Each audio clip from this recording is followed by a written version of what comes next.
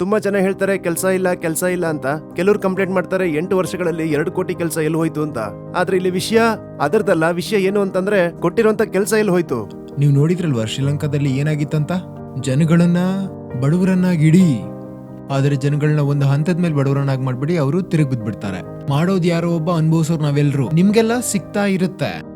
ನಿಮಗೆ ಎಷ್ಟು ಸಿಗುತ್ತೆ ಅಂದ್ರೆ ಅದರಲ್ಲಿ ನೀವು ಎಂಟರ್ಟೈನ್ಡ್ ಆಗಿರೋಷ್ಟು, ಬರೀ ಅಷ್ಟರಿಂದ ನಿಮ್ ಜೀವನ ನಡೀತಾ ಇರ್ಬೇಕು. ಇದಕ್ಕೋಸ್ಕರ ಜನಗಳಿಗೆ ಫ್ರೀ ಆಗಿ ಏನಾದ್ರೂ ಕೊಡ್ತಾ ಇರ್ಬೇಕಾಗತ್ತೆ. ನಾವ್ ಹೇಳ್ಕೋತೀವಿ 80 ಕೋಟಿ ಜನಗಳಿಗೆ ನಾವು ಫ್ರೀ ಆಗಿ ಊಟ ಕೊಡ್ತೀವಂತ. ಇದರ ಅರ್ಥ ಏನಂತ ಯೋಚನೆ ಮಾಡಿ. ಕುತ್ಕೊಳ್ಳಿ. ಆಕ್ಚುಲಿ ನಾನ್ ನಿತ್ಕೋಬೇಕು. ಕುತ್ಕೊಳ್ಳಿ.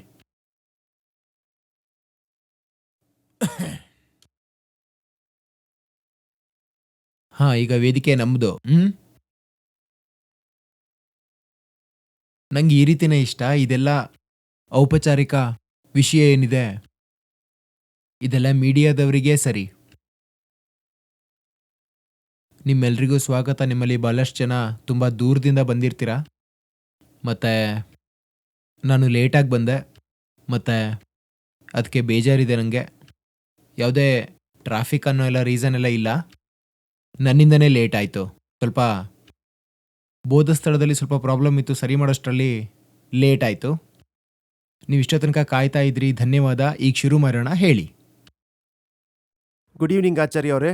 ಸರ್, ನನ್ನ ಪ್ರಶ್ನೆ ಏನು ಅಂದ್ರೆ sir, economy at its fundamental is all about resource sharing. ಆದರೆ ಇತ್ತೀಚೆಗೆ ಬೆಳೀತಾ ಇರುವಂಥ ಟ್ರೆಂಡ್ ಏನು ಅಂತಂದ್ರೆ ಕಾರ್ಪೊರೇಟ್ ಕಂಪನಿಗಳು ಅವರ ಪ್ರಾಫಿಟ್ನ ಇನ್ಕ್ರೀಸ್ ಮಾಡ್ಕೋಬೇಕು, ಆದರೆ ಪ್ರಾಫಿಟ್ಸ್ನ ಅವ್ರ ಎಂಪ್ಲಾಯೀಸ್ ಜೊತೆ ಶೇರ್ ಮಾಡ್ಕೋತಿಲ್ಲ. ಇತ್ತೀಚೆಗೆ ಆಗ್ತಿರೋ ಟ್ರೆಂಡ್ ಏನು ಅಂತಂದ್ರೆ ಲೇ ಆಫ್ಗಳು ಜಾಸ್ತಿ ಆಗ್ತಿದೆ. ಸಾವಿರಾರು ಎಂಪ್ಲಾಯೀಸ್ನ ಕಂಪನಿಗಳು ಲೇ ಆಫ್ ಮಾಡ್ತಿದೆ. ಅದು ಆಗಾಗ ನಡೀತಾ ಇರುತ್ತೆ. ಹಾಗೆ ಸರ್, ಏನಾಗ್ತಿದೆ ಅಂತಂದ್ರೆ ಇಲ್ಲಿ ಕಾರ್ಪೊರೇಟ್ ಕಂಪನಿಗಳು ಹ್ಯೂಮನ್ ರಿಸೋರ್ಸಸ್ನ AI ಮತ್ತೆ ಆಟೋಮೇಷನ್ ಜೊತೆ ರೀಪ್ಲೇಸ್ ಮಾಡ್ಕೋತಾ ಇದ್ದಾರೆ. ಸೊ ಅದಕ್ಕೆ ಕೆಲಸಗಳು ಕಡಿಮೆ ಆಗ್ತಿದೆ, ಹಾಗೇನೆ ಮುಂದೇನೂ ಕಮ್ಮಿ ಆಗುತ್ತೆ. ಈ ಒಂದು ಆರ್ಡಿನರಿ ಟಾಸ್ಕ್ಗಳನ್ನ ಮಾಡೋದಕ್ಕೆ ಅವರಿಗೆ ಮನುಷ್ಯರು ಬೇಕಾಗಿಲ್ಲ. ನಮಗೆ IIT ಕೆಲಸ ಸಿಕ್ಕಿರೋದು ಒಂದು ಅದೃಷ್ಟ ಅಂತ ಅನ್ಕೊಂಡಿದೀವಿ. ಆದ್ರೆ ಸಿವಿಲೈಸೇಷನ್ ನೋಡೋದಾದ್ರೆ ನಾವು ಎಲ್ಲಿಗೆ ಹೋಗ್ತಾ ಇದೀವಿ? ಪ್ರಪಂಚದಲ್ಲಿ ಅತಿ ಜನ ಇರೋದು ಭಾರತದಲ್ಲಿ. ಹಾಗೆ ಭಾರತ ಇಡೀ ಪ್ರಪಂಚದಲ್ಲೇ ಒಂದು ಯೂತ್ಫುಲ್ ಕಂಟ್ರಿ. ಸೊ ಭಾರತ 50 ವರ್ಷ ಮುಂದೆ, 100 ವರ್ಷ ಮುಂದೆ ಹೇಗಿರ್ಬೋದು ಅಂತ. ಮತ್ತೆ ಯೂತ್ ನಮ್ಮ ದೇಶಕ್ಕೆ ಒಂದು ಹೊಸ ದಿಕ್ಕು ಕೊಡ್ಬೋದಾ? ಕನ್ನಡದಲ್ಲ, ಇಂಗ್ಲೀಷ್ ಅಲ್ಲ ಸರ್, ಹಿಂದಿಲಿ ಅದು. ಕನ್ನಡದಲ್ಲೇ ಮಾತಾಡ್ಲಾ ಸರ್? ಹೌದು.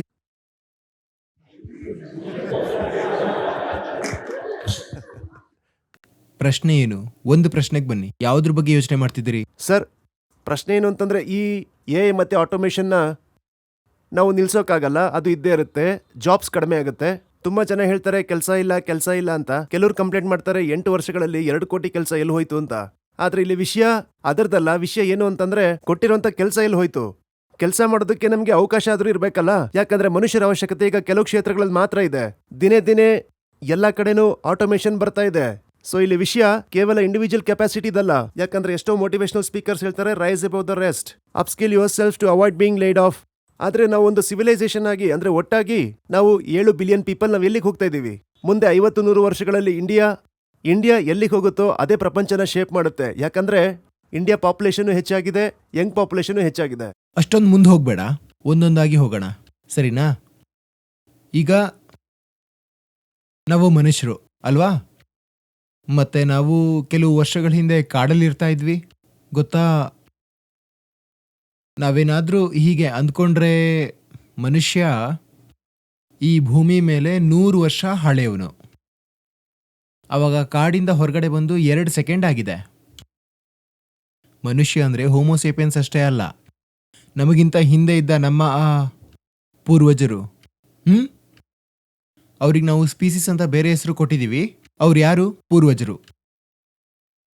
ಅವ್ರೇನಾದ್ರೂ 100 ವರ್ಷದವರಾಗಿದ್ರೆ, ಅಂದ್ರೆ ನಾವು ಕಾಡಿಂದ ಹೊರಗಡೆ ಬಂದು ಎಷ್ಟು ವರ್ಷ ಆಯ್ತು? 2 ಸೆಕೆಂಡ್ ಆಗಿದೆ. ಹಾಗಾದ್ರೆ ನಮ್ಮ ಎಲ್ಲ ಕೆಲಸಗಳು, ಎಲ್ಲ ಟೆಂಡೆನ್ಸೀಸ್, ಕುತ್ಕೋ, ಎಲ್ಲ ಕೆಲಸಗಳು, ಎಲ್ಲ ಟೆಂಡೆನ್ಸೀಸ್ ಕಾಡಿಂದ ಬಂದವೇ ಆದ್ವಲ್ಲ? ಆದ್ವೋ ಇಲ್ವೋ? ಮತ್ತೆ ಕಾಡಲ್ಲಿ ಎಲ್ರೂ ತಮಗೋಸ್ಕರ ಬದುಕ್ತಾರೆ. ಕಾಡಲ್ಲೇನಾದ್ರೂ ಒಂದ್ ವೇಳೆ ಸಹಯೋಗ, ಕೋಆಪರೇಷನ್ ಇದ್ರೆ ಅದು ಬರೀ ಅಷ್ಟೇ ಇರುತ್ತೆ. ಎಷ್ಟರಲ್ಲಿ ಎಲ್ರೂ ಜೀವ ಉಳಿಯುತ್ತೋ ಮತ್ತು ಎಲ್ರಿಗೂ ಎಷ್ಟು ಲಾಭ ಆಗುತ್ತೋ ಅಂತ ಅಷ್ಟೇ. ಇಲ್ಲ ಅಂದಿದ್ರೆ ಕಾಡಲ್ಲಿ ಕೋಆಪರೇಷನ್ ಇರ್ತಿರ್ಲಿಲ್ಲ. ಅರ್ಥ ಆಗ್ತಿದ್ಯಾ? ಮೊದಲನೇ ತಪ್ಪು ಏನಂತಂದ್ರೆ ನಾವು ಯೋಚನೆ ಮಾಡಕ್ ಶುರು ಮಾಡ್ತೀವಿ ನಾವು ಸಭ್ಯರು ನಗರವಾಸಿಗಳು ಅಂತ ಎಲ್ಲ, ನಾವು ಮೃಗಗಳಲ್ಲ ಅಂತ. ನೀವೀಗ್ಲೂ ಪ್ರಾಣಿಗಳೇ. ಯಾರು ಕಾರ್ಪೊರೇಷನ್ನ ಓನರ್ ಇರ್ತಾನಲ್ಲ ಅವನು ಮೃಗನೇ. ಮತ್ತೆ ಪ್ರತಿಯೊಂದು ಪ್ರಾಣಿನೂ ತನ್ನ ಲಾಭಕ್ಕೋಸ್ಕರ ಕೆಲಸ ಮಾಡುತ್ತೆ. ಸೊ ಒಬ್ಬ ಬೋರ್ಡ್ ಮೆಂಬರ್ ಇರ್ಬೋದು ಅಥವಾ ಎಷ್ಟೋ ಜನ ಸ್ಟೇಕ್ ಹೋಲ್ಡರ್ಸ್ ಇರ್ಬೋದು ಒಂದು ಕಾರ್ಪೊರೇಟ್ ಕಂಪ್ನಿನಲ್ಲಿ, ಅವರೆಲ್ಲ ಯಾರಿಗೋಸ್ಕರ ಕೆಲಸ ಮಾಡ್ತಾರೆ? ಎಲ್ಲರೂ ತಮಗೋಸ್ಕರ ಕೆಲಸ ಮಾಡೋರು. ಈಗೇನಾದರೂ AI ಟೂಲ್ ಸಿಗ್ತಾ ಇದೆ ಅಂತಂದರೆ ಅದರಿಂದ ಜಾಸ್ತಿ ಪ್ರೊಡಕ್ಟಿವ್ಲಿ, ಜಾಸ್ತಿ ಎಫಿಷಿಯೆಂಟ್ಲಿ ಚೆನ್ನಾಗಿರೋ ಔಟ್ಪುಟ್ ಬರಬಹುದೇನೋ. ಹಾಗಾದರೆ ಯಾಕೆ ಮಾಡಲ್ಲ? ಎಲ್ಲರೂ ಮಾಡ್ತಾರೆ. ಇದೇನಾಗ್ತಿದೆ ನಿಮಗೆ ನಿಲ್ಸೋಕೆ ಕೂಡ ಆಗಲ್ಲ. ಯಾಕಂದರೆ ಅವನು ಆ ಕಂಪ್ನಿನ ಮಾಡಿರೋದು ಯಾರಿಗೋಸ್ಕರ? ಸಮಾಜ ಸೇವೆ ಮಾಡಕ್ಕ? ಅವನು ಬರೀ ಲಾಭಕ್ಕೋಸ್ಕರ ಮಾಡಿರೋದು. ಅವ್ನು ಏನಕ್ಕೆ ಮಾಡಿದಾನೆ ಅಂತಂದ್ರೆ ತುಂಬಾನೇ ದುಡ್ಡು ಬರುತ್ತೆ, ಆ ದುಡ್ಡಿಂದ ನಾನು ಮಜಾ ಮಾಡ್ತೀನಿ, ಆ ದುಡ್ಡಿಂದ ನನಗೆ ಸ್ಥಾನಮಾನ ಸಿಗುತ್ತೆ, ಅವೆಲ್ಲ ಹೇಳ್ಕೊಳ್ಳುವಂಥ ವಿಷಯಗಳು. We exist to fulfil our social responsibilities. ಸರಿನಾ? ಆ ಮಾತುಗಳಲ್ಲಿ ಚಿಕ್ಕ ಚಿಕ್ಕ ಮಕ್ಕಳು ಕೂಡ ಅದನ್ನೆಲ್ಲ ನಂಬೋದಿಲ್ಲ. ಆ ಮಾತುಗಳೆಲ್ಲ ಇಂಟರ್ವ್ಯೂಗೆ ಮಾತ್ರ ಚಂದ. ಆ ಮಾತುಗಳೆಲ್ಲ ಯಾವಾಗ ಚಂದ ಅಂತಂದ್ರೆ ನಿಮಗೆ ಪದ್ಮಶ್ರೀ ಕೊಡ್ತಾ ಇರ್ತಾರಲ್ಲ, ಅವಾಗ ನೀವು ಹೇಳ್ಬೋದು ನಮ್ಮ ಕಂಪ್ನಿ ಏನಕ್ಕಿದೆ ಅಂತಂದ್ರೆ ನಾವು ಜಾಸ್ತಿ ಜನಕ್ಕೆ ಕೆಲಸ ಕೊಡ್ಬೋದು ಅಂತ. ಸರಿ, ಹಾಗಾದ್ರೆ ನೀನು why do you want to become an entrepreneur so that I can be a job provider. ಇದೆಲ್ಲ ಮಾತು ಅಲ್ಲಿ ಹೇಳೋಕೆ ಚೆನ್ನಾಗಿರುತ್ತೆ. ಯಾವುದೇ ಮನುಷ್ಯ ಕಂಪ್ನಿ ಶುರು ಮಾಡ್ತಿದ್ದಾನೆ ಅಂದರೆ ಅವನಿಗೆ ಏನಕ್ಕೆ ಶುರು ಮಾಡ್ತಿದ್ದಾನೆ ಅಂತಂದ್ರೆ ಅವನಿಗೆ ದೊಡ್ಡ ಮನುಷ್ಯ ಅನ್ಸ್ಕೋಬೇಕು, ಅವನ ಸ್ಥಾನಮಾನ, ಅವನಿಗೆ ಬೇಕಾಗಿರೋ ಪ್ರಶಂಸೆ,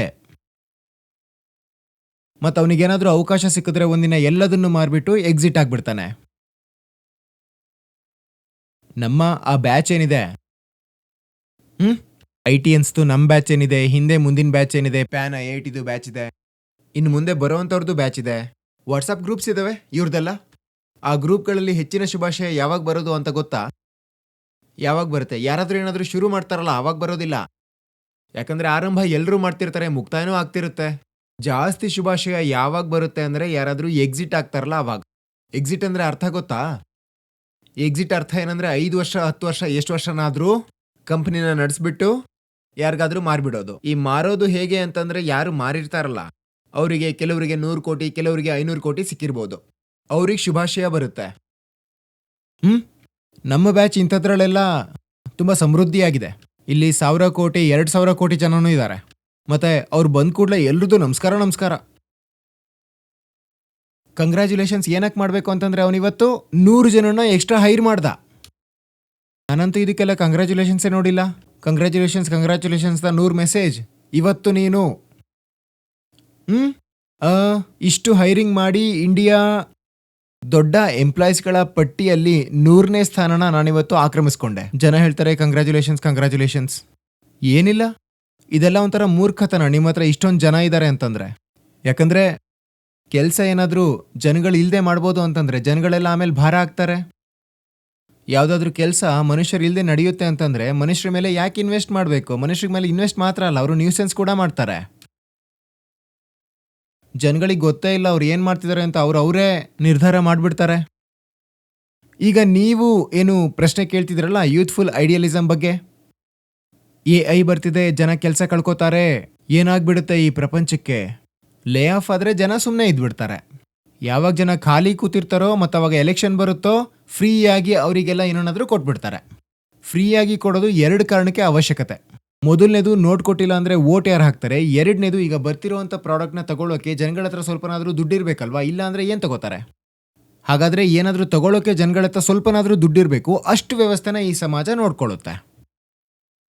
ಒಂದು ವೇಳೆ ಜನರ ಪರ್ಚೇಸಿಂಗ್ ಪವರ್ನ 0 ಮಾಡಿದ್ರೆ, ಒಂದು ವೇಳೆ ಎಲ್ಲ ವೆಲ್ತ್ನ ನೀವೇನಾದರೂ ಬರೀ 0.1% ಅಷ್ಟು ಕಾನ್ಸಂಟ್ರೇಟ್ ಮಾಡಿದ್ರೆ, ಯಾವ ಗೂಡ್ಸ್ ಪ್ರೊಡ್ಯೂಸ್ ಆಗುತ್ತಲ್ಲ ಅದನ್ನ ತಗೊಳ್ಳೋರು ಯಾರು? ಗೂಡ್ಸ್ನ ಯಾರು ತಗೊಳ್ತಾನೆ ಇಲ್ಲ ಅಂತಂದ್ರೆ ಅವಾಗ flow of wealth towards the already wealthy ಅದು ನಿಲ್ಲುತ್ತಲ್ವಾ? ನೀವು ಯಾವಾಗೇನಾದರೂ ತಗೋತಿರಲ್ಲ ಅದರಲ್ಲಿ ಏನಿರುತ್ತೆ? ಅದರಲ್ಲಿ ವೆಲ್ತ್ ಫ್ಲೋ ಆಗುತ್ತೆ. ಯಾರ ಕಡೆ? ಅದರ ಪ್ರೊಡ್ಯೂಸರ್ ಯಾರು? ಅವನ ಕಡೆ. ಯಾಕಂದ್ರೆ ಸರ್ಪ್ಲಸ್ ಯಾರಿಗೆ ಸಿಗ್ತಿದೆ? ಒಂದು ವಸ್ತು ಮಾರಾಟ ಆಗಿದೆ, ಅದನ್ನು ನೀವು 40 ರೂಪಾಯಿ ಕೊಟ್ಟು ತಗೊಂಡಿದ್ದೀರಾ, ಅದ್ರ ಕಾಸ್ಟ್ 30 ಆಗಿತ್ತು. ಈ 10 ಸರ್ಪ್ಲಸ್ ಇದೆಯಲ್ಲ, ಅದು ನಿಮಗೆ ಸಿಗುತ್ತಾ ಇಲ್ವಾ ಅವನಿಗೆ ಸಿಗುತ್ತಾ? ಇಲ್ಲಿ ನಡೀತಲ್ಲ ಈಗ ಟ್ರಾನ್ಸಾಕ್ಷನ್ ಪರ್ಚೇಸಿಂಗ್ದು, ಅದು ಅವನಿಗೆ ಅತ್ಯಂತ ಮುಖ್ಯ. ಯಾಕಂದ್ರೆ ಫ್ಲೋ ಆಫ್ ವೆಲ್ತ್ನ ಅವನು ಮಾಡ್ತಾ ಇದ್ದಾನೆ. ಹಾಗಾಗಿ ಅವನು ಯಾವತ್ತೂ ಕೂಡ ನಿಮ್ಮನ್ನ ಬಡತನದಲ್ಲೇ ಉಳಿಯೋದಕ್ಕೆ ಬಿಡೋದಿಲ್ಲ, ಪೆನ್ನಿಲೆಸ್ ಆಗಿ ಬಿಡೋದಿಲ್ಲ. ಪ್ರಪಂಚದ ಅರ್ಥವ್ಯವಸ್ಥೆಯಲ್ಲಿ ಈ ತರ ಯಾವತ್ತೂ ಆಗೋಕೆ ಸಾಧ್ಯ ಇಲ್ಲ. ಈ ಒಂದು ಮಾಸ್ ಇದೆಯಲ್ಲ, ಈ ಒಂದು ಜನಮಾನಸ ಇದೆಯಲ್ಲ, ದ ಓಷನ್ ಆಫ್ ಪೀಪಲ್, ಇವ್ರನ್ನ ಒಂದೇ ಸರಿ ಸ್ಟಾರ್ವಿಂಗ್ ಆಗೋಕೆ ಬಿಡೋದಿಲ್ಲ. ಯಾಕಂದ್ರೆ ಆ ರೀತಿ ಆದ್ರೆ ಅವಾಗ ಅವರು ಪ್ರೊಡ್ಯೂಸ್ ಮಾಡ್ತಿದಾರಲ್ಲ, ಅದನ್ನ ಯಾರು ತಗೋತಾರೆ? ನಿಮಗ್ ಸಿಗ್ತಾ ಹೋಗುತ್ತೆ. ನಿಮಗೆ ಎಷ್ಟು ಸಿಗುತ್ತೋ ಅದರಲ್ಲಿ ನೀವು ಎಂಟರ್ಟೈನ್ಡ್ ಆಗಿರಬೇಕು. ಅದರಲ್ಲಿ ನಿಮ್ಮ ಜೀವನ ಸಾಕ್ತಾ ಇರಬೇಕು. ನಿಮಗೆ ಅಕಸ್ಮಾತ್ ಕೆಲಸ ಸಿಕ್ಕಿಲ್ಲ ಅಂತಂದ್ರೂ ಕೂಡ ಇದೆಲ್ಲ ನಿಮಗೆ ಫ್ರೀ ಆಗೇ ಸಿಗುತ್ತೆ. ಸೊ ಇದೇ ನಮ್ಮ ಪ್ರಪಂಚದ ಆರ್ಥಿಕ ಭವಿಷ್ಯ. ಎಕನಾಮಿಕ್ ಡಿಸ್ಪೆರಿಟಿ ಜಾಸ್ತಿ ಆಗ್ತಾ ಹೋಗುತ್ತೆ, ಅದ್ರ ಜೊತೆಗೇನೆ ಫ್ರೀ ಬೈಸ್ ಕೂಡ ಜಾಸ್ತಿ ಆಗುತ್ತೆ. ಎಕನಾಮಿಕ್ ಡಿಸ್ಪೆರಿಟಿ ಬೆಳೆಯುತ್ತೆ, ಮತ್ತೆ ಯಾರು 99.9% ಜನ ಇದಾರಲ್ಲ, ಈ ವಂಚಿತರು, ಪುವರ್, ಅವ್ರನ್ನೇನಾದ್ರೂ ಒಂದೇ ಸರಿ ಪೂರ್ತಿ ಬಡವರನ್ನಾಗಿ ಮಾಡಿಬಿಟ್ರೆ ಎಕನಾಮಿಕ್ ಕ್ರೈಸಿಸ್ ಆಗುತ್ತೆ, ರೆವಲ್ಯೂಷನ್ ಆಗುತ್ತೆ, ಅವರೆಲ್ಲ ದಂಗೆ ಕೂಡ ಹೇಳ್ಬಹುದು. ಯಾರು ಒಂದೇ ಸರಿ ವಂಚಿತರಾಗ್ಬಿಡ್ತಾರೋ, ಒಂದೇ ಸರಿ ಸೊನ್ನೆಗೆ ಬರ್ತಾರೋ, ಬೀದಿಗೆ ಬಂದ್ಬಿಡ್ತಾರೋ, ಅವರು ದಂಗೆ ಎದ್ಬಿಡ್ತಾರೆ, ಒಂದೇ ಸರಿ ರಸ್ತೆಗೆ ಬಂದ್ಬಿಡ್ತಾರೆ ತಿನ್ನೋದಕ್ಕೆ. ನೀವು ನೋಡಿದಿರಲ್ವಾ ಶ್ರೀಲಂಕಾದಲ್ಲೆಲ್ಲ ಏನಾಯ್ತು ಅಂತ? ಜನಗಳನ್ನ ಬಡವರನ್ನಾಗಿಡಿ, ಆದರೆ ಜನಗಳನ್ನ ಒಂದು ಹಂತಕ್ಕಿಂತ ಜಾಸ್ತಿ ಬಡವರನ್ನಾಗಿ ಮಾಡಿ ಅವಾಗ ಅವರು ದಂಗೆ ಎದ್ಬಿಡ್ತಾರೆ. ಇದಕ್ಕೋಸ್ಕರ ಜನಗಳಿಗೆ ಫ್ರೀಯಾಗಿ ವಸ್ತುಗಳನ್ನ ಕೊಡೋದು ಅವಶ್ಯಕತೆ. ಜೊತೆಗೆ ಜನಗಳಿಗೆ ವಿವಿಧ ರೀತಿಯ ನಶೆ ಮತ್ತೆ ಮನೋರಂಜನೆ ಕೊಡೋದು ತುಂಬಾ ಅವಶ್ಯಕವಾಗುತ್ತೆ. ಯಾಕಂದ್ರೆ ನೀವೀಗೇನವರಿಗೆ 1-2 ರೂಪಾಯಿ ಕೊಡ್ತಾ ಇದ್ದೀರಲ್ವಾ, ಆ 1-2 ರೂಪಾಯಿಂದನೇ ಅವ್ರು ಖುಷಿಯಾಗಿರ್ಬೇಕು. ಇದು ಪ್ರಪಂಚದ ಆರ್ಥಿಕ ಭವಿಷ್ಯ. ಅತ್ಯಂತ ಹೆಚ್ಚು ವೆಲ್ತ್ ಅತ್ಯಂತ ಕಡಿಮೆ ಕೈಗಳಲ್ಲಿ ಸಿಕ್ಕಾಕೊಳ್ಳುತ್ತೆ. ಮತ್ತೆ ಈ ಮಾಸಸ್ ಇದಾವಲ್ಲ, ಅವರಿಗೆಲ್ಲ ಸಿಗುತ್ತೆ ಬದುಕೋಕೆ ಬೇಕಾಗಿರುವಂಥ ಫ್ರೀ ಗೂಡ್ಸ್ ಮತ್ತೆ lot of entertainment, lot of very very cheap entertainment. ಭಾರತದಲ್ಲಿ ಒಂದು ಸಖತ್ ಮಜವಾಗಿರೋ ಸರ್ವೆ ಇತ್ತು. ಈ ಮ್ಯಾಲ್ನರಿಶ್ ಜನಗಳಿದಾರಲ್ಲ, ಅವರು ಕೂಡ ಡೇಟಾ ಸಫಿಷಿಯಂಟ್. ಅವ್ರ ಬಾಡಿಲಿ ಮಿನರಲ್ ಡೆಫಿಷಿಯೆಂಟ್ ಇದೆ, ಆದರೆ ಅವರ ಫೋನ್ ಡೇಟಾ ಸಫಿಷಿಯೆಂಟ್ ಆಗಿರುತ್ತೆ. ಮತ್ತಿದು ತುಂಬ ಇಂಪಾರ್ಟೆಂಟ್. ಯಾಕಂದ್ರೆ ಸರಿಯಾಗಿ ಊಟ ಸಿಗೋದು ಕೂಡ ಈಗೇನು ಮಾಮೂಲಿ ವಿಷಯ ಆಗಿಲ್ಲ. ನಾವು ಯೋಚನೆ ಮಾಡ್ತೀವಿ ತಿನ್ನೋದು ಅಂದರೆ ಇಷ್ಟೇ ಅಲ್ವಾ. ನೀವೇನಾದರೂ ಸ್ವಲ್ಪ ರೊಟ್ಟಿ ತಿಂದ್ರಿ, ಅದರಲ್ಲಿ ನೀವು ಸ್ವಲ್ಪ ಪಲ್ಯ ಉಳಿದಿತ್ತು, ಅದು ಖಾಲಿ. ನಿಮಗೇನಾದರೂ ನಿಜವಾಗ್ಲೂ ಒಂದು ಸಫಿಷಿಯೆಂಟ್ ಡಯಟ್ ಬೇಕು ಅಂತಂದ್ರೆ ಅದಕ್ಕೂ ದುಡ್ಡು ಖರ್ಚಾಗುತ್ತೆ. ಭಾರತದಲ್ಲಿ ಅರ್ಧಕ್ಕಿಂತ ಜಾಸ್ತಿ ಜನಗಳು ಏನ್ ತಿಂತಿದಾರಲ್ಲ, ಅದು ಅವರಿಗೆ ಸಫಿಷಿಯೆಂಟ್ ಇಂಗ್ರೀಡಿಯೆಂಟ್, ನ್ಯೂಟ್ರಿಯೆಂಟ್ಸ್ ಸಿಗ್ತಾ ಇಲ್ಲ, ಅದರಿಂದ ಇಲ್ಲ. ಇದು ನಮ್ಮ ಶರೀರಕ್ಕೆ ಗೊತ್ತೇ ಆಗಲ್ಲ. ಯಾಕಂದ್ರೆ ಶರೀರಕ್ಕೂ ಒಂದು ವ್ಯವಸ್ಥೆ ಅಂತ ಇದೆ. ಶರೀರದ ಯಾವುದೇ ಭಾಗಕ್ಕೆ ಬೇಕಾಗುವ ಪೋಷಕ ತತ್ವವಿಲ್ಲವೆಂದರೂ ಕೂಡ ಅದು ಬ್ರೈನ್ನ ವೆಲ್ ಸಪ್ಲೈಡ್ ಆಗಿಡುತ್ತೆ. ಅದಕ್ಕೆ ನೀವೇನಾದ್ರೂ ನೋಡಿದ್ರೆ ನಮ್ಮ ಈ ದೇಶದಲ್ಲಿ ಚಿಕ್ಕ ಚಿಕ್ಕ ಕೈಗಳು, ಚಿಕ್ಕ ಚಿಕ್ಕ ಕಾಲುಗಳು, ಆದ್ರೆ ಅವನು ಕೂಡ IITN ಆಗಿರಬಹುದು. ಯಾಕಂದ್ರೆ ಬಾಡಿಲಿ ಮೆದುಳನ್ನ ಬಿಟ್ಟು ಬೇರೆ ಎಲ್ಲಾ ಪಾರ್ಟ್ಸ್ಗಳು ಕೂಡ ಪ್ರಾಪರ್ ನ್ಯೂಟ್ರಿಷನ್ ಇಲ್ಲ ಅಂತಂದ್ರೆ ಶ್ರಿಂಕ್ ಆಗ್ಬಿಡ್ತವೆ. ಯಾಕಂದ್ರೆ ಅವಕ್ಕೆ ಯಾವ್ದು ಕೂಡ ಪ್ರಾಪರ್ ನ್ಯೂಟ್ರಿಷನ್ ಸಿಕ್ಕಿರಲ್ಲ. ಆದ್ರೆ ಬಾಡಿ ಎಲ್ಲಾ ಪ್ರಿಫರೆನ್ಸ್ನು ಇದಕ್ಕೆ ಕೊಟ್ಬಿಡುತ್ತೆ. ಹೇಳುತ್ತೆ ಇದನ್ನ ಸರಿ ಹಿಡ್ಕೋ, ಅವಾಗ ಎಲ್ಲ ಸರಿ ಇರುತ್ತೆ. ಇದು ಸರಿ ಇದೆ ಅಂದ್ಕೂಡ್ಲೆ ಇಡೀ ಬಾಡಿ ಸರಿ ಇದೆ ಅಂತ ಅರ್ಥ ಅಲ್ಲ. ನಮ್ಮಲ್ಲಿ ಬಹಳಷ್ಟು ಜನ, ನಾವು ಅಂತಂದ್ರೆ ಕ್ಷಮಿಸಿ ನನ್ನ, I am daring to say, ನಮ್ಮಲ್ಲಿ ಬಹಳಷ್ಟು ಜನಗಳು ಏನಾದರೂ ನಮ್ಮ ಪರೀಕ್ಷೆ ಮಾಡಿಕೊಂಡ್ರೆ ನಮ್ಮಲ್ಲಿ ಎಷ್ಟು ಡೆಫಿಷಿಯೆಂಟ್ ಇದೆ ಅಂತ ನಮಗೆ ಗೊತ್ತಾಗುತ್ತೆ ಆಮೇಲೆ. ಮತ್ತೆ ಆ ಡೆಫಿಷಿಯನ್ಸಿ ಕೇವಲ ಕೇರ್ಲೆಸ್ನೆಸ್ನ ಒಂದು ಚಿಹ್ನೆ ಆಗಿರಲ್ಲ. ಭಾರತದಲ್ಲಿ ಈ ಡೆಫಿಷಿಯನ್ಸಿ ಕೇರ್ಲೆಸ್ನೆಸ್ಗಿಂತ ಮನಿಲೆಸ್ನೆಸ್ ಇದ್ರೆ ಬರುತ್ತೆ. ಆದರೆ ಅದ್ರ ಮೇಲೆ ನಮ್ಮ ಗಮನ ಹೋಗಬಾರ್ದು. ಅದಕ್ಕೋಸ್ಕರ ನಮ್ಮನ್ನ ಡೇಟಾ ಸಫಿಷಿಯೆಂಟ್ ಆಗಿ ಇಡ್ತಾರೆ, ನಮ್ಮನ್ನ ಡೇಟಾ ರಿಚ್ ಆಗಿಡ್ತಾರೆ. ಮತ್ತೆ ಆ ಡೇಟಾದಲ್ಲಿ ಯಾವಾಗಲೂ ಒಂದು ಸ್ಟ್ರೀಮ್ ಓಡ್ತಾ ಇರುತ್ತೆ, ಎಂಥ ಮಸಾಲೆ ಅಂತಿದ್ರೆ ಅದನ್ನ ನೀವು ನೋಡ್ತಾ ನೋಡ್ತಾ ಮರ್ತೋಗ್ಬಿಡ್ತೀರಾ. ನಿಮ್ಮ ಜೀವನದಲ್ಲಿ ಎಂಥ ಸಮಸ್ಯೆ ಅಂತ ಮರ್ತೋಗ್ಬೇಕು. ಅದಕ್ಕಾಗಿ ನಿಮಗೆ ನಿಮ್ಮ ಸಮಸ್ಯೆ ನೆನಪಿರೋದಿಲ್ಲ. ನಿಮಗೆ ಸುಮಾರಷ್ಟು ವಿಷಯದಲ್ಲಿ ಮಂಕ್ ಬುದಿನ ಎರ್ಚಿರ್ತಾರೆ.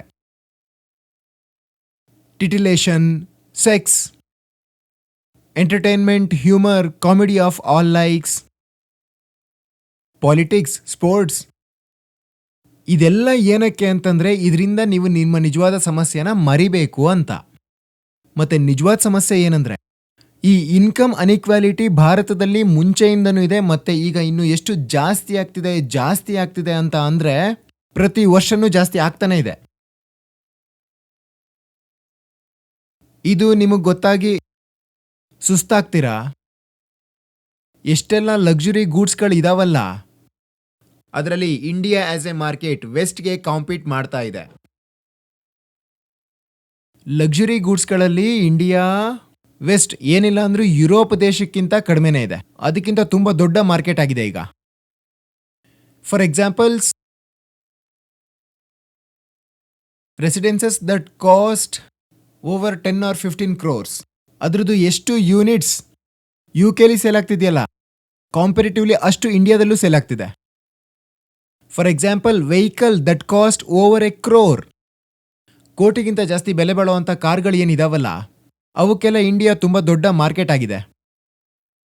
ಇಂಡಿಯಾ ದೊಡ್ಡ ಮಾರ್ಕೆಟ್ ಯಾವುದಕ್ಕೆಲ್ಲ ಆಗ್ತಾ ಇಲ್ಲ ಅಂತ ಗೊತ್ತಿದೆಯಾ ನಿಮಗೆ? ಮಿಡಲ್ ಕ್ಲಾಸ್ ಜನಗಳು ಯಾವುದನ್ನ ಕನ್ಸ್ಯೂಮ್ ಮಾಡ್ತಾರೋ ಅದು.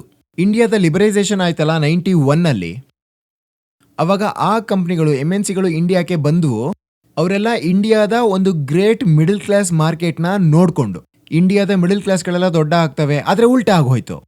ಇಂಡಿಯಾದ ಮಿಡಲ್ ಕ್ಲಾಸ್ ಬೆಳಿಲಿಲ್ಲ, ಆದರೆ ಇಂಡಿಯಾದ ಎಲೈಟ್ ಕ್ಲಾಸ್ಗಳು ಬೆಳೆದ್ವು. ಯಾವುದು ನಿಮ್ಮ ಸಾಧಾರಣ ಗಾಡಿಗಳಿದಾವಲ್ಲ ಅದ್ರ ಮಾರ್ಕೆಟ್ ಸ್ಟಾಗ್ನೆಂಟ್ ಆಗಿರುತ್ತೆ. ಲಕ್ಸುರಿ ವೆಹಿಕಲ್ಸ್ ಇದಾವಲ್ಲ ಅದ್ರ ಮಾರ್ಕೆಟ್ ಎಕ್ಸ್ಟೆಂಡ್ ಆಗ್ತಿದೆ. ಇಂಡಿಯಾಕ್ಕೆ ನೀವೀಗ ಎಂಟರ್ ಆಗಬೇಕು. Do not enter in things that the middle class consumes, because the middle class is progressively become the lower middle class. Income inequality ಇದು ಎಷ್ಟು ಡಿಫ್ರೆನ್ಸ್ ಆಗ್ತಾ ಇದೆ ಅಂತಂದ್ರೆ, ನೆನ್ನೆ ತನಕ ಇವ್ರನ್ನೆಲ್ಲ ಮಿಡಲ್ ಅಂತ ಕರಿಬೋದಿತ್ತು, ಆದ್ರೆ ಈಗ ಮಿಡಲ್ ಆಗಿ ಉಳಿದಿಲ್ಲ. ಹಂಗಂತ ಈಗ ಯಾರು ಜನ ಕೆಳಗಿದಾರಲ್ಲ ಅವರು ಬಡವರು ಅಂತೀವಿ, ಅವರು ಬಡವರು ಆಗ್ತಾ ಇಲ್ಲ. ಅಬ್ಸಲ್ಯೂಟ್ ಲೆವೆಲ್ಗಿಂತ ಸ್ವಲ್ಪ ಕೆಳಗಡೆನೇ ಇದ್ದಾರೆ ಅವರು. ಆದ್ರೆ ಈ ರಿಲೇಟಿವ್ ಲೆವೆಲ್ ಅಲ್ಲಿ ಏನಾಗ್ತಿದೆ ಅಂತಂದ್ರೆ, ಈ ಬಾಟಮ್ ಆಫ್ ದ ಪಿರಮಿಡ್ ಇದಾರಲ್ಲ ಅವರ ಇನ್ಕಮ್ ಏನಾದ್ರೂ 3% ಜಾಸ್ತಿ ಆದ್ರೆ ಅವಾಗ ಟಾಪ್ ಆಫ್ ದ ಪಿರಮಿಡ್ ಇದಾರಲ್ಲ ಅವರ ಇನ್ಕಮ್ 300% ಜಾಸ್ತಿ ಆಗುತ್ತೆ. ಈಗ ಕೆಳಗಿರೋ ಜನಗಳಿಗೆ ನನ್ನ ಇನ್ಕಮ್ ಜಾಸ್ತಿ ಆಗಿಲ್ಲ ಅಂತ ಹೇಳೋ ಹಕ್ಕು ಕೂಡ ಇಲ್ಲ. ಇನ್ಕಮ್ ಅವ್ರದ್ದು ಜಾಸ್ತಿ ಆಗಿದೆ. ಯಾರ್ದು ಅಂತಂದ್ರೆ ಟಾಪ್ ಆಫ್ ದ ಪಿರಮಿಡ್ ಇದಾರಲ್ಲ ಅವ್ರದ್ದು ಜಾಸ್ತಿ ಆಗಿದೆ 300%. ಈ ಗ್ಯಾಪ್ ತುಂಬಾ ಜಾಸ್ತಿ ಆಗ್ತಿದೆ. ಗ್ಯಾಪ್ ಎಷ್ಟು ಜಾಸ್ತಿ ಆಗಿದೆ ಅಂತಂದ್ರೆ, ಅವ್ರನ್ನೆಲ್ಲ ನೀವು ಮಿಡಲ್ ಕ್ಲಾಸ್ ಅಂತ ಕರಿತಿದ್ರಲ್ಲ ಅವ್ರನ್ನ ಈಗ ಮಿಡಲ್ ಕ್ಲಾಸ್ ಅಂತ ಕರೆಯೋದು ಕಷ್ಟ. ನಿಜ ಏನು ಅಂತಂದ್ರೆ, ಟಾಪ್ ಆಫ್ ದ ಪಿರಮಿಡ್ ಇರೋರಿಗೆ ಉಳಿದಿರೋರೆಲ್ಲ ಲೋಯರ್ ಮಿಡಲ್ ಕ್ಲಾಸೇನೆ. ಇದು ಪ್ರಪಂಚದ ಭವಿಷ್ಯ. ಪ್ರಪಂಚ ಹೀಗೇನೆ ಮುಂದೆ ಹೋಗ್ತಿದೆ. ಈ ಭವಿಷ್ಯದಲ್ಲಿ ಒಂದು ವಿಷಯನ ನೀವು ಸೇರಿಸಬೇಕಿತ್ತು, ಆದರೆ ಇನ್ನೂ ಸೇರಿಸಿಲ್ಲ. ಅವೇರ್ನೆಸ್ ಆಗ್ಬೇಕಿದ್ರದ್ದು, ಅದು ಕ್ಲೈಮೇಟ್ ಡಿಸಾಸ್ಟರ್. ಈ ಟಾಪ್ ಆಫ್ ದ ಪಿರಮಿಡ್ ಇದಾರಲ್ಲ ಅವರೇ ಈ ಕ್ಲೈಮೇಟ್ ಡಿಸಾಸ್ಟರ್ಗೆ ಪೂರ್ತಿ ಹೊಣೆ ಆಗ್ತಾರೆ. ಪೂರ್ತಿ ಕ್ಲೈಮೇಟ್ ಡಿಸಾಸ್ಟರ್ನ ಜವಾಬ್ದಾರಿ ಈ ಟಾಪ್ ಆಫ್ ದ ಪಿರಮಿಡ್ನವ್ರೆ, ಟಾಪ್ 1%. ಆದ್ರೆ ಇದರಿಂದ ಹೊಡ್ತಾ ತಿಂತ ಇರೋರು ಕೆಳಗಿರೋರು. ಈ ಪಿರಮಿಡ್ ಹೆಂಗ್ ಆಗ್ತಿದೆ ಅಂತ ಗೊತ್ತಾ? ಮೇಲಿಂದ ಕೆಳಗೆ ಬರ್ತಾ ಅಗಲ ಆಗುತ್ತೆ. ಮಾಡೋದವರು, ಅನುಭವಿಸೋದು ನಾವೆಲ್ಲ. ಎಲ್ಲ ಇನ್ಕಮ್ ಅವ್ರ ಹತ್ರ ಇದೆ ಅಂದಮೇಲೆ ಎಲ್ಲ ಕನ್ಸಂಪ್ಷನ್ ಅವರೇ ಮಾಡೋದಲ್ವಾ? ಮತ್ತೆ ಈ ಕನ್ಸಂಪ್ಷನ್ನೇ ಕಾರ್ಬನ್ ಆಗಿದೆ. ಎಮಿಷನ್ ಎಲ್ಲಿಂದ ಬರುತ್ತೆ? ಕಾರ್ಬನ್ ಎಮಿಷನ್ ಎಲ್ಲಿಂದ ಬರುತ್ತೆ? ಕನ್ಸಂಪ್ಷನ್ ಇಂದ ಬರುತ್ತೆ. ಹೌದು, ಪ್ರೊಡಕ್ಷನ್ ಇಂದ ಬರುತ್ತೆ, ಅದು ಇನ್ನೊಂದು ವಿಷಯ. ಎಲ್ಲ ಕನ್ಸಂಪ್ಷನ್ ಅಲ್ಲಾಗ್ತಾ ಇದೆ. ಮತ್ತೆ ಅದನ್ನ ಅನುಭವಿಸ್ತಾ ಇರೋರು ಇಲ್ಲಿ, ಇವರೇ ನಮ್ಮ ಭವಿಷ್ಯ. ನಾವು ಕ್ಲೈಮೇಟ್ ಕೆಟಾಸ್ಟ್ರಫಿ ಬಗ್ಗೆ ಮಾತಾಡ್ತೀವಿ. ಕ್ಲೈಮೇಟ್ ಕೆಟಾಸ್ಟ್ರಫಿ ಅನ್ನೋದು ಇದೆ, ಅದು ಬಂದಿದೆ, ನಮ್ಮ ಮುಂದೆ ಬಂದು ನಿಂತಿದೆ. ಅದ್ರ ಪರಿಣಾಮ ಈ ಟಾಪ್ 1% ಜನಗಳಿಗೆ ತಾಗೋದೇ ಇಲ್ಲ. ಯಾರು ಕಂಪನಿ ಝೋನ್ ಮಾಡ್ತಾರಲ್ಲ, ಯಾರು ಎಲ್ಲ ಪ್ರಾಫಿಟ್ಸ್ ಕಾರ್ನರ್ ಮಾಡ್ತಾರೆ, ಅವ್ರಿಗೇನು ತೊಂದರೆ ಆಗುತ್ತೆ? ಏನೂ ಇಲ್ಲ. ಅವರೆಲ್ಲ ರೀಲೋಕೇಟ್ ಆಗಿಬಿಡ್ತಾರೆ. ಈಗಿರೋ ಜಾಗದಲ್ಲಿ ಸರಿಯಾಗಿಲ್ಲ ಅಂತಂದ್ರೆ ಇನ್ನೊಂದು ಯಾವುದೋ ಜಾಗಕ್ಕೆ ಹೋಗ್ಬಿಡ್ತಾರೆ. For them the Arctic fields will become like a new location for vacation. ಮೊದಲಲ್ಲೆಲ್ಲ ಮಂಜುಗಡ್ಡೆ ಜಾಸ್ತಿ ಇತ್ತು, ಚಳಿ ಜಾಸ್ತಿ ಇತ್ತು. ಈಗ ಬೇಸಿಗೆಯಲ್ಲಿ ಮಂಜೆಲ್ಲ ಕರಗಕ್ಕೆ ಶುರು ಆಗುತ್ತೆ. ಮತ್ತೆ ಅಲ್ಲಿ ಮೈದಾನ ಎಲ್ಲ ತೆರೆದುಕೊಳ್ಳುತ್ತೆ, ಗ್ರೀನ್ರಿ ಹೆಚ್ಚುತ್ತೆ, ಆಮೇಲೆ ವೆಕೇಶನ್ ಹೋಗ್ತಾರೆ. ಅವರಿಗೆಲ್ಲ ಅಂತೂ ಕ್ಲೈಮೇಟ್ ಡಿಸಾಸ್ಟರ್ ಕೂಡ ಒಂದು ಟೂರಿಸಂ ಆಪರ್ಚುನಿಟಿ ಆಗುತ್ತೆ. ಇದು ಈ ಪ್ರಪಂಚದ ಫ್ಯೂಚರ್ ಹೀಗಿರುತ್ತೆ. ಮತ್ತೆ ಪ್ರಪಂಚದ ಫ್ಯೂಚರ್ ಈ ತರ ಯಾಕಿರುತ್ತೆ? 2 things combined. One external, one internal. External is technology, internal is ignorance. ಹೇಗೆಲ್ಲ ಟೆಕ್ನಾಲಜಿ ಬೆಳೀತಾ ಹೋಗುತ್ತೋ ಅದ್ರ ಜೊತೆಗೇನೆ ಇಗ್ನೋರೆನ್ಸ್ ಕೂಡ ಬೆಳೆಯುತ್ತೆ. ಆಗ್ಲೇಬೇಕಿತ್ತು ಹೀಗೆ. ಯಾವ ಸ್ಪೀಡಲ್ಲಿ ಹೊರಗಡೆ ಸೈನ್ಸ್ ಮತ್ತೆ ಟೆಕ್ನಾಲಜಿ ಬೆಳೀತಾ ಇದೆ, ಜ್ಞಾನ, ವಿಜ್ಞಾನ, ಟೆಕ್ನಿಕ್ ಇದೆಲ್ಲ ಬೆಳೀತಿದೆ, ಅದೇ ಸ್ಪೀಡಲ್ಲಿ ನಮ್ಮ ಒಳಗಿನ ಆತ್ಮಜ್ಞಾನ ಕೂಡ ಬೆಳಿಬೇಕು. ಆದ್ರೆ ಹಂಗಾಗ್ಲಿಲ್ಲ. ಹೊರಗಡೆ ಜ್ಞಾನ, ಹೊರಗಡೆ ಸೈನ್ಸ್ ತುಂಬಾ ವೇಗವಾಗಿ ಬೆಳೀತಾ ಹೋಯ್ತು. ಆದ್ರೆ ಮನುಷ್ಯ ಇನ್ನೂ ಅದೇ ಹಳೆ ತರದಲ್ಲಿ ಇದ್ದಾನೆ, ಅದೇ 2 ಸೆಕೆಂಡ್ ತರ. ಒಳಗಡೆಯಿಂದ ನಾವಿನ್ನೂ ಕೂಡ ಅದೇ ಹಳೆ ಕಾಡ್ ಮನುಷ್ಯರು. ಆದ್ರೆ ಹೊರಗಡೆ ನಮಗೆ ಟೆಕ್ನಾಲಜಿ ನಮ್ಮ ಕೈ ಸೇರ್ಬಿಟ್ಟಿದೆ ಈಗ. ಮತ್ತೆ ಅದ್ರ ಪರಿಣಾಮ ನಿಮಗೆ ಈಗ ಇಲ್ಲಿ ಹೇಳಿದೆ. ನಿಮಗೆ ಗೊತ್ತೇ ಆಗೋದಿಲ್ಲ ನಿಮ್ಮ ಜೀವನ ಯಾರ ಮುಷ್ಠಿಲಿದೆ ಅಂತ. ಪ್ರಪಂಚದಲ್ಲಿ ಎಷ್ಟು ಕಾರ್ಬನ್ ಎಮಿಷನ್ ಇದೆ ಅದು ನಿಮಗೆ ಗೊತ್ತಿದೆಯಾ? ಅದ್ರ ತುಂಬಾ ದೊಡ್ಡ ಭಾಗ, 2/3 ಭಾಗ ಪೂರ್ತಿ 50 ಎಂಟಿಟೀಸ್ಗಳು ಮಾಡ್ತಾ ಇದ್ದಾವೆ. ಮತ್ತೆ ಈ 50 ಎಂಟಿಟಿಗಳಿದಾವಲ್ಲ, ಈ ಎಂಟಿಟಿ ಅಂದ್ರೇನು? ಅಲ್ಲಿ ಯಾರೋ ಒಬ್ಬ ಮನುಷ್ಯ ಕೂತಿರ್ತಾನೆ. ಅಲ್ಲಿ ಒಟ್ಟು 50 ಜನ ಇದ್ದಾರೆ. ಪ್ರಪಂಚದ ಪೂರ್ತಿ ಕಾರ್ಬನ್ ಎಮಿಷನ್ಗೆ ಜವಾಬ್ದಾರಿಯವರು ಪೂರ್ತಿ 50 ಜನ. ಈ 50 ಜನ, ಈ ತರದ 50 ಜನ ಮುಂದೆ ಬರ್ತಾ ಬರ್ತಾ ಸರ್ವೇ ಸಾಮಾನ್ಯರಾಗ್ತಾರೆ. ನಮಗೆ ಗೊತ್ತಿರೋರೇ ಆಗ್ಬಿಡ್ತಾರೆ. ನಮ್ಮ ಜೊತೆನೆ ಆಗ್ತಾರೆ, ಎಲ್ಲ ಆಗ್ಬಿಟ್ಟಿದ್ದಾರೆ. ಮತ್ತೆ ನಮಗೆ ಎಲ್ಲಕ್ಕಿಂತ ಇದರಲ್ಲಿ ನಾಚಿಕೆ ಪಡೋ ವಿಷಯ ಅಂದ್ರೆ, ಬೇಜಾರಿನ ವಿಷಯ ಏನಂತಂದ್ರೆ, ನಾವು ಗುಲಾಮರಾಗಿ ಕುಣಿತಿರ್ತೀವಿ. ಮತ್ತೆ ನಮ್ಮನ್ನು ಯಾರು ಕುಣಿಸ್ತಿರ್ತಾರೋ ಅವರ ಹೆಸರು ಕೂಡ ಗೊತ್ತಿರಲ್ಲ. ನಿಮಗೆ ಗೊತ್ತೇ ಆಗ್ತಿರೋದಿಲ್ಲ. If you are a slave, who is the master? ನಿಮಗಿದು ಗೊತ್ತೇ ಆಗೋದಿಲ್ಲ. ಇವತ್ತು ಕೂಡ ಗೊತ್ತಿಲ್ಲ. ಹೇಳ್ತಿರೋದು ಅರ್ಥ ಆಗ್ತಿದ್ಯಾ? ಈಗ ಕೂಡ ಈ ಪ್ರಶ್ನೆನ ಏನಕ್ಕೆ ಎತ್ತಾ ಇದ್ದೀನಿ ಅಂತಂದ್ರೆ, ಇಲ್ಲಿ ಒಂದು ದೊಡ್ಡ ಮಹಲೇ ರೆಡಿ ಆಗ್ಬಿಟ್ಟಿದೆ. ಮತ್ತೆ ಕಷ್ಟಪಟ್ಟು ನಿಮ್ಮ ಅಸೋಸಿಯೇಷನ್ ನಮ್ಮನ್ನ ಕರೀತು, ನಾವಿಲ್ಲಿಗೆ ಬಂದ್ವಿ. ಈಗ ನೀವೊಂದು ಪ್ರಶ್ನೆ ಕೇಳೋಕೆ ಸಾಧ್ಯ ಆಗಿದೆ. ಇಲ್ಲ ಅಂದಿದ್ರೆ ನಿಮ್ಗೆ ಬರೀ ಮಸಾಲೆದು, ಮನೋರಂಜನೆದು, ಆಂಬಿಷನ್ದು ಮತ್ತೆ ಹೋಪ್ದು ಎಂತ ಡ್ರಗ್ ಸಿಕ್ತಿತ್ತು ಅಂದ್ರೆ, ಇವಾಗ ನೀವಿಲ್ಲಿ ಕುತ್ಕೊಂಡು ಒಂದು ಇನ್ಸ್ಟಾಗ್ರಾಮ್ ರೀಲ್ಸ್ ನೋಡ್ತಾ ಇರ್ತಿದ್ರಿ, ಇಲ್ಲ ಡಾಕ್ಯುಮೆಂಟ್ರಿ ನೋಡ್ತಿರ್ತಿದ್ರಿ, ಮೂವಿ ನೋಡ್ತಿರ್ತಿದ್ರಿ, ಗಾಸಿಪ್ ಮಾಡ್ತಾ ಇರ್ತಿದ್ರಿ. ಅದರಿಂದ ಎಲ್ಲಿ ನಿಜವಾದ ಸಮಸ್ಯೆ ಇದೆ ಅಂತ ನಿಮ್ಗೆ ಗೊತ್ತೇ ಆಗ್ತಿರ್ಲಿಲ್ಲ. ಹೇಳೋದು ಅರ್ಥ ಆಗ್ತಿದ್ಯಾ? ಇದು ಯಾವಾಗ್ಲೂ ನಡೀತಿರುತ್ತೆ. ಆದ್ರೆ ಯಾರು ಇದನ್ನ ಕೇಳಲ್ಲ. ಯಾಕಂದ್ರೆ ಎಲ್ರಿಗೂ ಒಂದು ನಶೆನ ಏರ್ಸ್ಬಿಟ್ಟಿರ್ತಾರೆ. ಮತ್ತೆ ನಶೆನ ಹಗಲು ರಾತ್ರಿ ಏರಿಸ್ತಿದ್ದಾರೆ. ಹಗಲು ರಾತ್ರಿ ಉಪಾಯ ಏನು ಹಾಗಾದ್ರೆ? ಈಗ ಏನಾಗ್ತಿದ್ಯೋ ಅದೇ ಉಪಾಯ. ನಾವ್ ಅರ್ಥ ಮಾಡ್ಕೋಬೇಕು, ನಮ್ಮನ್ನ ಮೂರ್ಖರನ್ನಾಗಿ ಮಾಡ್ತಿದ್ದಾರೆ. ಹಂಗಂತ ನಮ್ಮನ್ನ ಮೂರ್ಖನ್ ಮಾಡ್ತಿರೋರು ಯಾರೋ ಬಾರಿ ಬುದ್ಧಿವಂತರೇನಲ್ಲ, ಅವರು ಗೊರಿಲ್ಲಗಳೇ. ಆದ್ರೆ ಹೇಗೆ ಗೊರಿಲ್ಲಗಳ ಗುಂಪಲ್ಲಿ ಒಂದು ಗೊರಿಲ್ಲ ಮೇಲ್ಗೈ ಸಾಧಿಸುತ್ತಲ್ಲ, ಇದು ಹಾಗೆ ಮೇಲ್ ಹೋಗಿದೆ. ನಾನು ಹೇಳ್ತಿರೋದು ಅರ್ಥ ಆಗ್ತಿದೆ ತಾನೇ?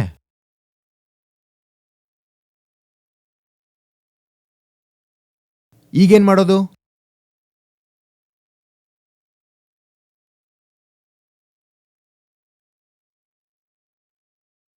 ವಾ ಚಿಕ್ಕ ಮಕ್ಕಳಾಗಿದ್ದು ಆದರ್ಶ.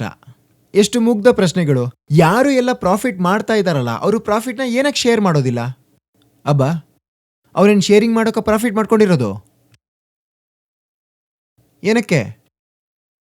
ಅವನ್ ಗೋರಿಲ್ಲ, ಅವನಿಗೆ ಬಾಳೆಹಣ್ಣು ಸಿಕ್ಕಿದೆ, ಅವನೇನಕ್ಕೆ ನಿಮಗೆ ಕೊಡ್ತಾನ ಅದನ್ನ? ಗೋರಿಲಾಗೆ ಬಾಳೆಹಣ್ಣು ಸಿಕ್ಕಿದ್ರೆ ನಿಮಗೆ ಕೊಡಕ್ ಬರುತ್ತಾ? ಇಲ್ಲ ಅದೇ ತಿನ್ನುತ್ತಾ? ಏನ್ ಮಾಡುತ್ತೆ? ಅದೇ ತಿನ್ನುತ್ತೆ, ಅದು ತಿಂತಾ ಇದೆ. ನಿಮಗ್ ಬೇಕಂತ ಯಾಕೆ ಎಕ್ಸ್ಪೆಕ್ಟ್ ಮಾಡ್ತೀರಾ? ಯಾಕೆ ನಿರೀಕ್ಷೆ ಇಟ್ಕೋತೀರಾ? ನೀವ್ ಈ ತರ ನಿರೀಕ್ಷೆ ಮಾಡ್ತೀರಿ ಅಂತ ಅವರಲ್ಲಿ ಯಾರಾದ್ರೂ ಒಬ್ರು ಇಲ್ಲಿಗೆ ಬರ್ಬೋದೇನೋ? ತುಂಬಾ ದೊಡ್ಡ ಮನುಷ್ಯ ಯಾರಾದ್ರೂ ಇಲ್ಲಿ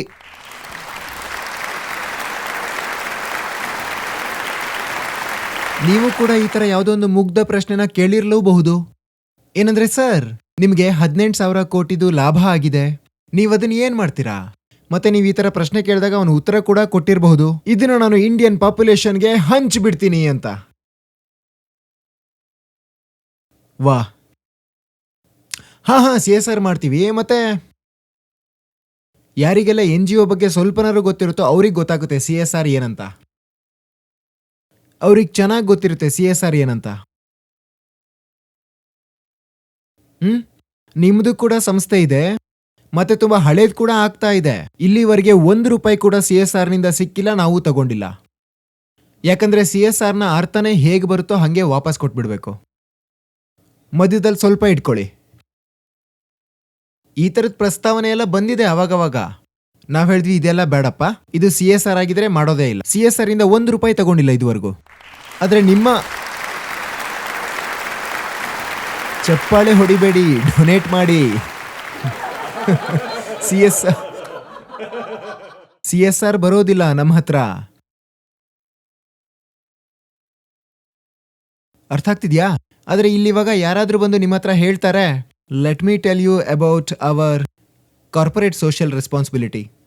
ನಾವು ಎಷ್ಟು ದುಡ್ಡನ್ನ CSR ಹಾಕಿದ್ವಿ ಅಂತಂದ್ರೆ ನೀವು ಚಪ್ಪಾಳೆ ಹೊಡಿತಾನೆ ಇರ್ತೀರಾ, ನಿಲ್ಸೋದೇ ಇಲ್ಲ. ನಿಮಗೆ ನೆನಪೇ ಇರೋದಿಲ್ಲ ಅವನು ಗೋರಿಲ್ಲಾ ಅಂತ. ಮತ್ತೆ ಗೋರಿಲ್ಲಾಗೆ ಬಾಳೆಹಣ್ಣು ಸಿಕ್ಕಿದ್ರೆ ಅದು ಹಂಚೋದಿಲ್ಲ. ಅದೇನಾದ್ರೂ ಹಂಚ್ತಿದೆ ಅಂತ ಅನ್ಸಿದ್ರೆ ಅದು ಮೋಸ. ಯಾರು ಏನೂ ಹಂಚೋಕ್ ಬರೋದಿಲ್ಲ. ಏನಾದ್ರೂ ತಿಂದ್ಬಿಟ್ಟು ಸಿಪ್ಪೆನ ಬಿಸಾಕ್ಬೋದೇನೋ, ನೀವು ಅದರಲ್ಲೇ ಖುಷಿಯಾಗ್ಬಿಡಿ, ಇದಾಗ್ಬೋದು. ನಾನು ಹೇಳ್ತಿರೋದು ಅರ್ಥ ಆಗ್ತಿದೆ ಅಲ್ಲ?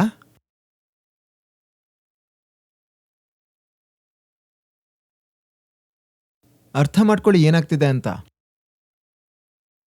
ಇಲ್ಲ, ಅರ್ಥ ಮಾಡ್ಕೊಳ್ಳಿ. ನೀವು ಪ್ರಶ್ನೆ ಕೇಳ್ತೀರಲ್ವಾ, ಯಾವ ಥರ ಮೂರ್ಖರನ್ನಾಗಿ ಮಾಡ್ತಾರೆ ಅಂತ, ಅದಕ್ಕೆ ಉತ್ತರ ಇದೆ ಈ ಥರನೇ. ಎಷ್ಟು ರೂಢಿಯಾಗ್ಬಿಟ್ಟಿದೆ ಅಂದರೆ ಕಣ್ಗಳಿಗೆ ಇದನ್ನೆಲ್ಲ ನೋಡೋಕೆ. ನಾನು ಏನು ಹೇಳ್ತಿದ್ದೀನಿ ಅನ್ನೋದು ಇಂಪಾರ್ಟೆಂಟೇ ಆಗಲ್ಲ. ಇದನ್ನ ನಿಮಗೆ ಮಾಡ್ತಿಲ್ಲ, ಇದನ್ನ ಯಾರಿಗೋಸ್ಕರ ಮಾಡ್ತಿದ್ವಿ ಅಂತಂದ್ರೆ, ಈಗ ಇಲ್ಲಿ ಕೂತಿರೋರು ನೀವು ಹತ್ರ 1000 ಜನ, ಇದನ್ನ ಅವರಿಗೋಸ್ಕರ ಹೇಳ್ತಿರೋದು ಲಕ್ಷಾಂತರ ಜನ ಇದನ್ನ ನೋಡ್ತಾರಲ್ಲ. ಮತ್ತೆ ಅವ್ರಿಗೆ ಇದನ್ನ ತೋರಿಸಿ ನಶೆಯ ವ್ಯಸನಿಗಳನ್ನಾಗಿ ಮಾಡಿಬಿಟ್ಟಿದ್ದಾರೆ. ಅವ್ರೇನಾರು ಇದನ್ನ ನೋಡಿದ್ರೆ ಇವನು ಈ ಥರ ಎಲ್ಲ ಮಾತಾಡ್ತಿದ್ದಾನೆ, ಮತ್ತೆ ಬೆಳಕು ಸರಿ ಇಲ್ಲ, ಮತ್ತೆ ಇಲ್ಲಿ ಮಿಣ್ಕ ಅಂತ ಇಲ್ಲ, ಅವ್ರು ನೋಡೋದೇ ಇಲ್ಲ. ಪ್ರಜ್ಞೆನ ಕೂಡ ನಿಮಗೆ ನಶೆ ಮಾರ್ಗದಿಂದನೇ ತೋರಿಸ್ಬೇಕಾಗಿದೆ. ಹೇಳಿ ಏನ್ ಮಾಡಬೇಕು? ಭಾರತ ಈಗೊಂದು ಹೊಸ ವಿಷಯ ಹೇಳೋಕೆ ಶುರು ಮಾಡ್ಕೊಂಡ್ಬಿಟ್ಟಿದೆ, the world's biggest welfare economy. ಯಾವ ಆಧಾರದ ಮೇಲೆ ಹೇಳ್ತಿದ್ದಾರಂತ ಗೊತ್ತಿದ್ಯಾ? ಹೇಳ್ತಾರೆ 80 ಕೋಟಿ ಜನಗಳಿಗೆ ನಾವೀಗ ಫ್ರೀಯಾಗಿ ಊಟ ಕೊಡ್ತಿದ್ದೀವಿ ಅಂತ. ಇದ್ರ ಅರ್ಥ ಏನು ಅಂತ ಯೋಚನೆ ಮಾಡಿ. ಇದರ ಅರ್ಥ ಏನು? ನೀವು ಸಮರ್ಥರಲ್ಲ ಅನ್ಸುತ್ತೆ. ಇದು ಭವಿಷ್ಯ. ನಿಧಾನಕ್ಕೆ ಇನ್ನೂ ತುಂಬಾ ಜನಗಳು ಸಬ್ಸಿಡೀಸ್ಗಳ ರೆಸಿಪಿಯೆಂಟ್ಸ್ ಆಗ್ತಾರೆ. ಈಗ ಭಾರತದಲ್ಲಿ ಎಲ್ಲರೂ ಕೂಡ ಸಬ್ಸಿಡಿನ ಕೇಳ್ತಾ ಇದ್ದಾರೆ. ರಿಸರ್ವೇಶನ್ ಬೇರೆ ಬೇರೆ ಕ್ಷೇತ್ರಗಳಲ್ಲಿ ಅದನ್ನ ಕೇಳೋ ವರ್ಗ ಕೂಡ ಜಾಸ್ತಿ ಆಗ್ತಿದೆ. ಇದೆಲ್ಲ ಏನಾಗ್ತಿದೆಯಲ್ಲ ಇದೇ. ಯಾಕಂದ್ರೆ ನಿಮ್ಮಲ್ಲಿ ನಿಮ್ಮ ಕಾಲ ಮೇಲೆ ನೀವು ನಿಲ್ಲೋ ಅಂತಹ ಪ್ರತಿಭೆ ಕಿತ್ಕೋತಾ ಇದ್ದಾರೆ. ನೀವು ನಿಮ್ಮ ಶಕ್ತಿಯಿಂದ ನಿಮಗೋಸ್ಕರ ದುಡಿಬೇಕು. ಆದ್ರೆ ನಿಮಗೇನಾದ್ರೂ ಖಂಡಿತವಾಗ್ಲೂ ಬಡವರಾಗೆ ಬಿಟ್ಬಿಟ್ರೆ ಮತ್ತೆ ಹಸುವು, ಅವಾಗ ಅರ್ಥವ್ಯವಸ್ಥೆನಲ್ಲಿ, ಸಾಮಾಜಿಕ ರಾಜಕೀಯ ವ್ಯವಸ್ಥೆನಲ್ಲಿ ಭೂಕಂಪ ಆಗ್ಬಿಡುತ್ತೆ. ಅದಕ್ಕೋಸ್ಕರ ಅಂತಾನೆ ಏನ್ ಮಾಡ್ತಾರೆ? ಮನೋರಂಜನೆನ ನಡೆಸ್ತಾ ಇರ್ತಾರೆ. ಅವನು ಹಸ್ಕೊಂಡು ಸಾಯ್ತಿರ್ತಾನೆ, ಆದ್ರೂ ಅವನ ಇನ್ಸ್ಟಾಗ್ರಾಮ್ ಓಡ್ತಿರುತ್ತೆ. ನೀವ್ ಯಾವಾಗಾದ್ರೂ, ಈಗ ದಿಲ್ಲಿಲಂತೂ ಗೊತ್ತಿಲ್ಲ ಇಲ್ಲಿ ಆಗುತ್ತೋ ಇಲ್ವೋ, ಆದ್ರೆ ಚಿಕ್ಕ ಹಳ್ಳಿಗಳಿರ್ತಾವಲ್ಲ, ಅಲ್ಲಿ ಬಸ್ ಸ್ಟ್ಯಾಂಡು, ರೈಲ್ವೆ ಸ್ಟೇಷನ್ ಇರುತ್ತಲ್ಲ, ಅಲ್ಲಿಗೊಂದ್ಸರಿ ಹೋಗಿ. ಅಲ್ಲಿ ಇವಾಗ ಕೂಡ 3 ಚಕ್ರದ ಆಟೋ ರಿಕ್ಷಾ ಓಡ್ತಾ ಇರುತ್ತೆ. ಅಲ್ಲಿ ರಾತ್ರಿ 2 ಗಂಟೆ 4 ಗಂಟೆಗೆಲ್ಲ ಆಟೋ ರಿಕ್ಷಾದವರೆಲ್ಲ ಇರ್ತಾರಲ್ಲ, ಅಲ್ಲಿ ತಮ್ಮ ರಿಕ್ಷಾದಲ್ಲಿ ಮಲಗಿರ್ತಾರೆ. ನಿದ್ರೆ ಬರ್ತಿರಲ್ಲ ಅವರಿಗೆ, ಯಾಕಂದ್ರೆ ಹೊಟ್ಟೆ ಖಾಲಿ ಇರುತ್ತೆ ಮತ್ತೆ ಸೊಳ್ಳೆ ಕಚ್ತಾ ಇರ್ತವೆ. ಆದ್ರೆ ಅವ್ರ ಕೈನಲ್ಲಿ ಏನಿರುತ್ತೆ?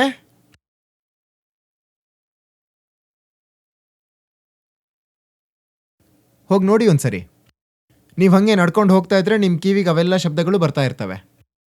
ಯಾರೋ ನಗ್ತಿರ್ತಾರೆ, ಯಾರೋ ಕುಣಿತಿರ್ತಾರೆ ಫೋನಲ್ಲಿ. ಆದ್ರೆ ಅವ್ನ ಹೊಟ್ಟೆ ಖಾಲಿರುತ್ತೆ, ಹಶ್ವಾಗ್ತಿರುತ್ತೆ. ಆದ್ರೆ ಅವ್ನ ಡೇಟಾ ಇದೆಯಲ್ಲ ಅದು ಪೂರ್ತಿ ಇರುತ್ತೆ. ಆದ್ರೂ ನಶೆಲೇ ಇರ್ತಾನೆ.